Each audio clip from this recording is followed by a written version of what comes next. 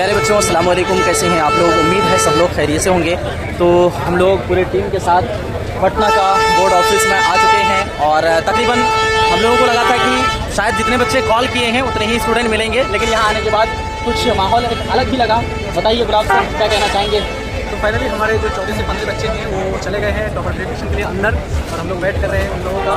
Interview देकर के निकलने ही वाले हैं, तो उम्मीद करते हैं कि सभी बच्चों का इस बार रैंक बनने वाला है स्टेट में और डिस्ट्रिक्ट में।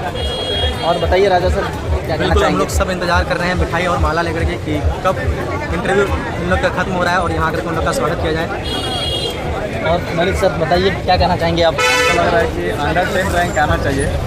16 बच्चों में से कम 3-4 तक या 2 तक तो आना चाहिए, जितना बच्चे आएंगे आई होप। तो प्यारे बच्चों, हम लोगों को भी बहुत ज़्यादा खुशी हो रही है। बहुत सारे स्टूडेंट्स से हम लोग मिले और उन लोगों के साथ में उनके गार्जियंस भी आए थे। तो ये है कुछ नज़ारा, कुछ इस तरह का दृश्य है।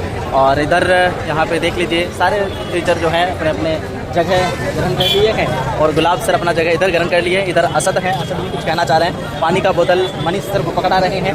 चलिए, तो बस इस तरह का कुछ नज़ारा था और चलिए फिर हम लोग मिलते हैं।